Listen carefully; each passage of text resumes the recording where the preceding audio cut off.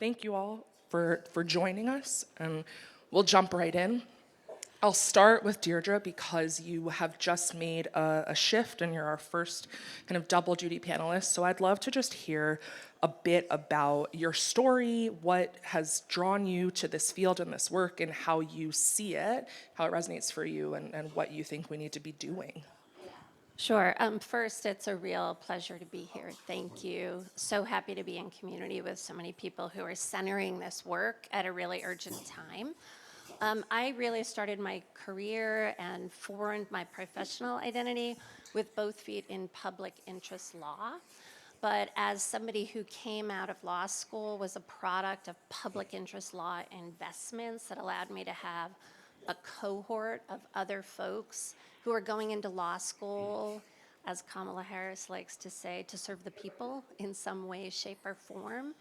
I was able to kind of have specialized training and education and mentors, et cetera. And so when I came out as a legal practitioner and had the opportunity at the birth of the commercial internet to help start a nonprofit, the Center for Democracy and Technology, that was working to advance civil liberties, civil rights, and democratic values at the emergence of this new technology that was really reshaping everything as we view AI doing today, it was very obvious that it wasn't just going to take lawyers. It was also going to really rely on strong partnerships with technologists, with people with technical training. And so while I came with both feet in public interest law, I very quickly ended up straddling the law and technology. And that meant that I was spending time not just on the Hill, not just in administrative agencies or in a courtroom, but also in technical standard setting bodies, influencing product design, talking with people in the private sector, talking with people in academia about how to actually use technology and law as a way to manifest the future that we wanted to live in. And so that journey, as I moved from my career in nonprofit, I had the real privilege of being the first director of a law, technology, and public policy legal clinic, which is like the lab component of law schools in the world. And it was a really important intervention in public interest law that brought technology as a center of public interest lawyering. And I did that for about 8 years at the Berkeley Law School. But during that time, acquired lots of computer science and information science. And at that point, they were not called data scientists, but people who were interested in data. Came over and wanted to partner with me. And this was both faculty, but also importantly, master's students, PhD students, undergrad students, who really wanted to see a career in which they were at least partially focused on things that were broader than a market opportunity and really were about a public mission or a public vision, and was able to both involve them in some of the public interest law work. But more importantly, it led me to eventually move to the School of Information, which is an intentionally interdisciplinary program where technical students are trained around the social, legal, ethical, policy aspects of their work, not just the technical. And that career has allowed me to kind of forge stronger bonds and eventually gave me the opportunity to be at the Office of Science and Technology Policy as the Principal Deputy U.S. Chief Technology Officer at a time of like critical importance. And there just couldn't be a more important time to be having this conversation. So I'll stop there. I know that was a slightly long-winded introduction, but that's kind of the arc. No, thank you. That's incredibly helpful, and I think is exactly what we hope and strive to make available to more young people who are moving through their undergraduate and graduate educations and into the world and hoping to have a career in this space. Which brings me, I think, to Mohammed, and a similar question from your perspective, leading now a venture fund that is pro-social, but also in your work in media, you have this deep experience in these ecosystems and have seen a lot, but where have you seen public interest technology, and where do you want to see it more in that work? So, it's through everything I've done, technology's sort of been at the background or the foreground. And one of the things, the sort of journey we lived with it has always been, there's been this moment of optimism that we had about what technology would bring. And, I think the previous panel really articulated, the highs of this, but we've seen the lows of it as well. And, one of the instructive things for me was, the Arab Spring. And when I was at Al Jazeera, it all culminated in everything we thought that technology would bring to us. Social media would give everyone a voice, and it would have all these it would help liberate us all, and we'd bring free speech and democracy and all these great things to the world. And we had this pinnacle moment, and it led up to, all these people in Tahrir Square, and there was this moment of hope that we lived through, and we thought we'd fell dictators and we'd change the world. And then very quickly that was all rolled back, and we lost a generation of young people in the Middle East after this, and we're still reeling from the after effects of this. But in a way, this was the canary in the coal mine, because later on we come to your elections, and we see, the same effects of what happens when social media and our technology companies are unchecked in what they do, and no one's thought dearly about what the unintended consequences might be of this technology. And we see it playing out in Myanmar with the Rohingya. And, we see this over and over again. And it's almost, you feel at this point that now we care because it happened in America in your last elections. But we're now going into this AI moment, and we've forgotten the lessons that we had learned.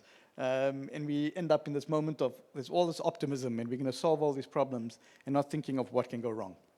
And for me, as I think about public interest technology, that question is burning in everything that we do. We need to be asking not just what's the optimistic case for all of this, but what happens when things could go wrong, can go wrong, and we know they will go wrong. How are we thinking about people who are thinking about what these unintended consequences are, and being more thoughtful, not just saying the technology will solve itself, or the technology is neutral. And animated by that question, we then at Mozilla have been thinking about, what are the different levers that we can draw to make this, whether it's work that our foundation does in advocacy and grant making and fellowships and putting this work at the center, or whether it's our corporation thinking about how do we build product that balances privacy with profit, and asking ourselves what's the right trade-off constantly. And recently we asked ourselves, what other tools do we need? And this venture fund was one of them, to say, well, are there founders in the world, are there entrepreneurs who care about the things that we care about, and are willing to make those trade-offs in a way that leans on, asking those questions. What's a responsible thing to do? How do we work and build technology in the public interest? And beyond that, asking ourselves, how do we find those entrepreneurs who are not just in the places we've traditionally found them? How do we solve these problems in other parts of the world, whether they're in Africa or Asia or Latin America, where we know, the technology is often, an afterthought there, but we've seen from experience that often we find novel local solutions, and often they leapfrog things that we've seen in other parts of the world.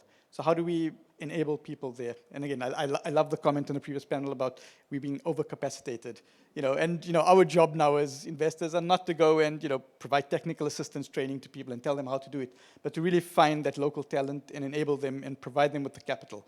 And we've seen this over and over through the little investing that we've done so far out of this fund. We've invested in an AI startup based out of South Africa called Lalapa AI. Brilliant research scientists, but we had to have the belief that Africa has the talent, and they can build technology, solve local problems. And as we were making this investment, we went around to many other venture capitalists, and they just couldn't make an investment case. They were like, what's this thing in Africa? Why would we invest in AI in Africa in this way? And the market's not big enough. And why are local languages and Bantu languages in South Africa important? Like, it just wasn't something anybody could get their heads around. Oh, this should be a charitable endeavor. So it really takes us as people who are thinking about impact and thinking about public interest technology to go out and make that case and to lead.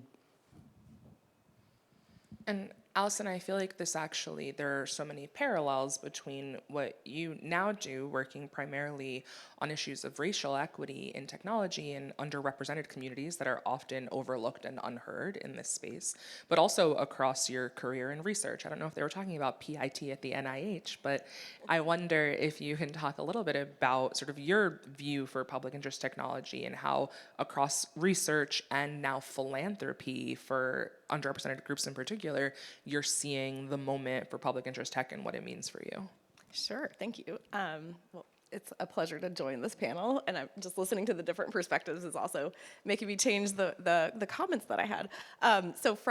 With my philanthropy hat on, as I represent the Kapor Foundation, and we are, as Katie just mentioned, like very squarely focused on the intersection of racial equity and technology.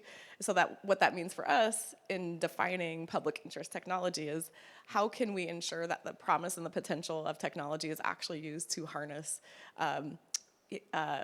to address some of the challenges that have persistently faced marginalized groups.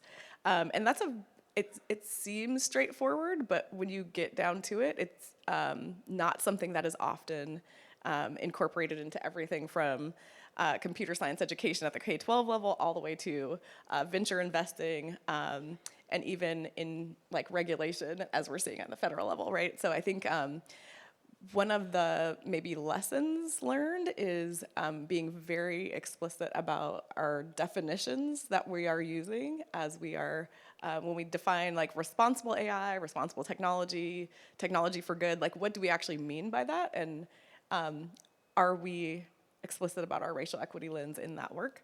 And just a little bit about some of the work that we're doing. We believe that even as a philanthropic organization, like it can't just be grant making. We have to think about like how are we addressing really systemic structural issues. And so again, we're working on everything from research to grant making to policy advocacy. And one of the things that I'll continue to say is I think philanthropy can't continue to sit on the sidelines as we're having these very big discussions about regulation. Oh, thank you. And similarly, I'm really excited about some of the momentum in the space around investing, like principles, responsible AI and responsible technology, investing principles that can lead to a whole other generation of products, of companies, of entrepreneurs, and solutions that we could potentially address. Thank you. I think hearing all of you, there are obvious overlaps in how you're thinking about where public interest technology can be applied, but I think there's also a sense of urgency. And it leads me to ask you why? Why now? And especially in light of the fact that we have perhaps missed so many other moments and opportunities. And don't just say AI, but why now? Go down the line? Yeah. So why now? I think we have never seen a moment in time where people across the globe, policymakers, sure, but also average people, just in all walks of life, in all fields and sectors, understand that technology has implications for social life, political life, economic opportunity, well-being, health outcomes, you name it, the environment.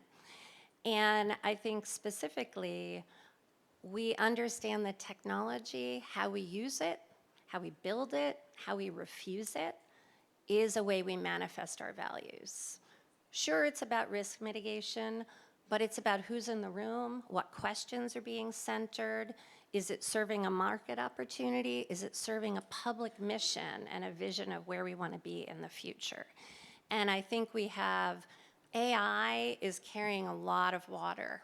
I think this conversation is an opportunity for us to say that technology as it advances needs to be harnessed for public purposes. It needs to be built with all of us, not just for all of us. And it needs to be shaped and animated by the commitments of democratic institutions, human rights, civil rights. They have to be kind of core components of what we're building towards. And so I think there's an enormous urgency because I think there's a collective wake-up moment that technology is that powerful.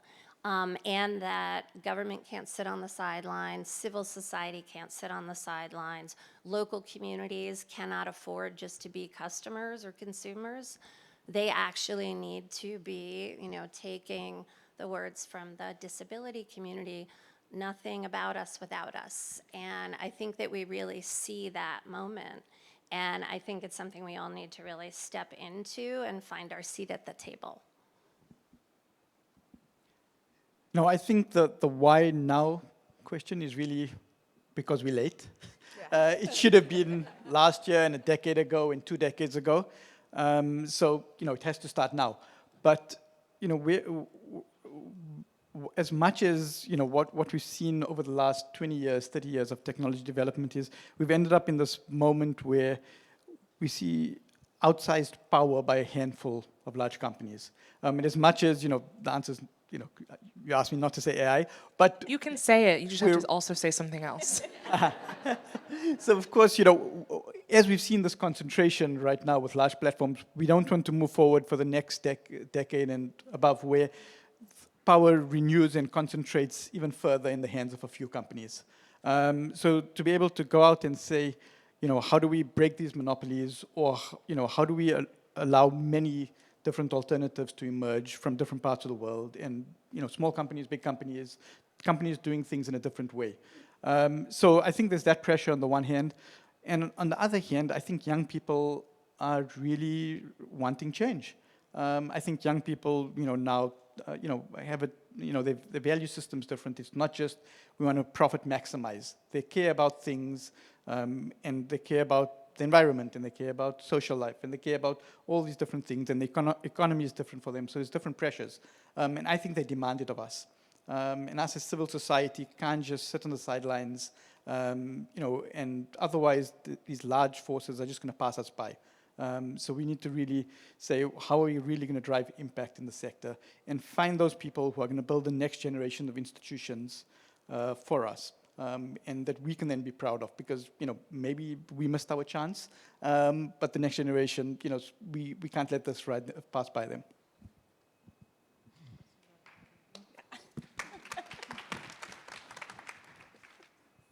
So that makes me think a bit about just civil society, young people, the voices that are not offered a seat at the table, and how we can or should speak with and for them in the hallowed halls of the tech industry or anywhere else.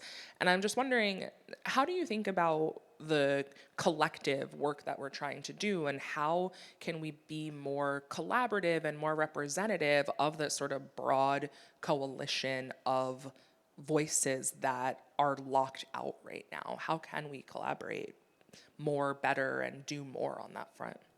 I won't let anyone start, but maybe Allison, since Sure. yeah. I think it's a really good question. I think I'm just reflecting on the why now. I mean, you guys did a fabulous job, but there have always been folks in communities, specifically marginalized communities, communities of color, who have been raising concerns about the impact of technology. And I think it's important that we both acknowledge, that we both acknowledge that they have been raising their voices, and that we pay attention to their voices, and that, to your point, that we encourage conversation. A few examples of some of the work that we are excited about supporting is how do we engage with traditional civil rights organizations?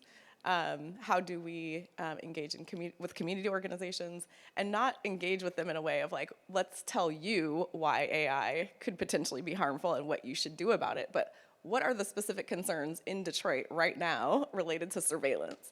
And how do we have that conversation with you in collaboration? And I think we can build these broader coalitions. Some of the work that we're aiming to do both on the federal and the state level in California is how do we really build coalitions of folks who haven't necessarily been in conversation about technology? Well, since you brought up California, will you just very briefly tell us about the work in California and the the money there and what you all are doing. Sure. So was that May? I'm looking at Carlos. Yeah, so in May, we came together with two funders, San Francisco Foundation and Omidyar Network, we really just wanted to put a stake in the ground around responsible AI, as the point that you were making.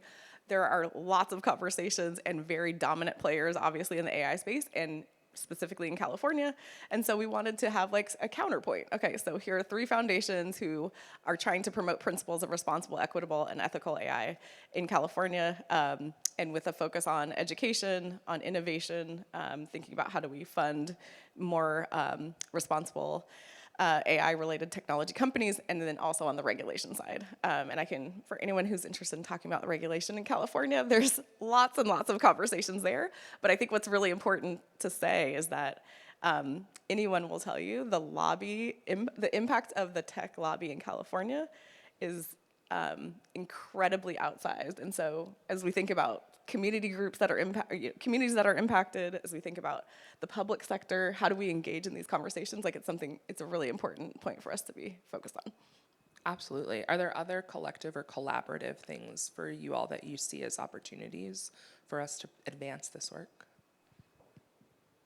Yeah, I think, it's sort of fundamental that we all work together and think about, because we're up against these huge forces in a way. It takes a collaboration of organizations who care about these things, and we might not all be having the exact same agenda on the exact same things, but I think there's a direction we're all working towards. And I think of just, within Mozilla, how we think about this. We've got these different muscles in the organization, and, our colleagues at the foundation build things and do things, and we lean on that work, and we stand on top of that work. And same for other parts of the organizations. And I think it's just thinking about what are the different pillars that we all can put together so we can really build a solid foundation for this work. And it's not always just funding a project, right? But it could be the shared learnings, and how do we take things that worked in one domain or in one place and apply them somewhere else, and so on. But I don't think we can do this alone. And part of us investing is really saying, can we find other people and build this ecosystem and this network of people who are doing this work? And kind of the long shot vision when we said, let's build Mozilla Ventures as a venture capital firm that puts impact at its heart, was really, could we find and seed the next Mozilla-like organization?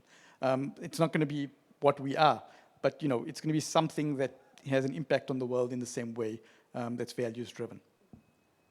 I'm going to take it in a slightly different direction.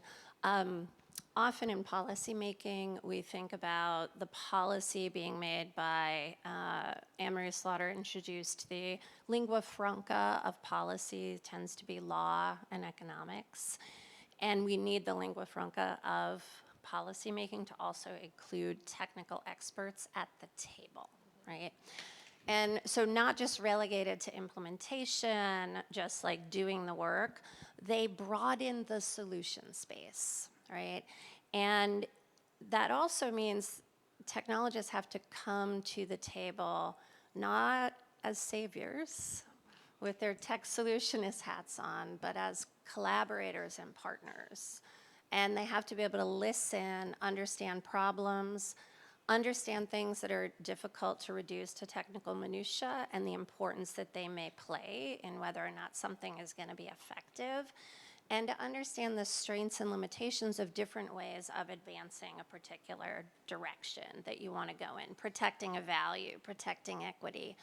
And that listening and forming like real relationships to enable the sort of strategic engagement we need to build technology right, to use it to advance all our interests, requires a level of education and sustained engagement that really is fostered by bringing people together at like formative points in their career to think big and to tackle real world problems. As you said, like focus on the surveillance issues in Detroit, or, for me, I served on the Oakland Privacy Advisory Commission, dealing with the surveillance ordinance, positioned in real communities where they're not just thinking about privacy, they're thinking about equity, they're thinking about quality of life, they're thinking about who's dumping in their community, right? And really trying to tackle those problems in a very strategic way that wields all the tools we have. And that's the kind of collaboration we need if we want technologists to be participating as strategists in a balanced way. As we've sort of started deploying this fund, one of the questions we ask ourselves now is, who else wants to do this alongside us, with us? So we'd love to speak to other people who are thinking about investing in technology, whether it's early stage or a bit later stage, through a responsible technology lens. And then, also asking ourselves, as we move into the second fund, would others want to be involved with us in that way? So both, in terms of collaboration or partnership. And I'll just add 3 things. One, absolutely on the venture side, I think there's some really exciting momentum in addition to what you're doing. Some really exciting momentum. So I would say for folks to engage around thinking totally differently about the ways in which we invest in the future of technology. That's one. The second would be something that we're very passionate about, and many of you in the room have funded for many years, which is computer science education.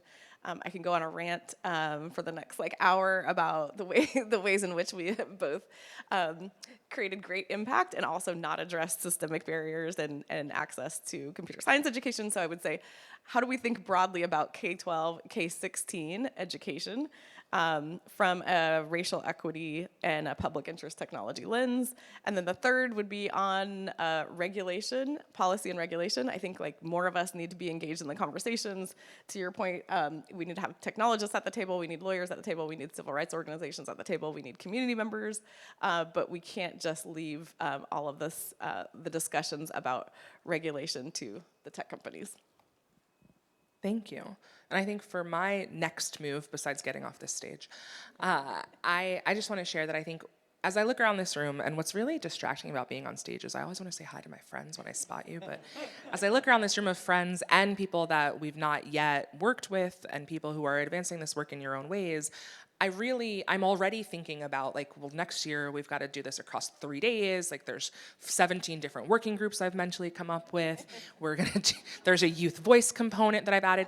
So I've complicated this in my head already for next year, but just as we look ahead to what will happen between now and hopefully then, I would really love and appreciate kind of hearing from more of you about what it is that we in philanthropy and we who have somehow wound up, at the tip of this movement in many ways, what we can do to be of service to those that are out in the world on the ground and trying to advance this work every day. So thank you all for the through lines, for the inspiration. I think this really tees up beautifully the series of conversations that we'll have across the rest of the day about how to apply this public interest technology lens, but also just allows us to see where we've come from and where we're going in a really meaningful way. So thank you.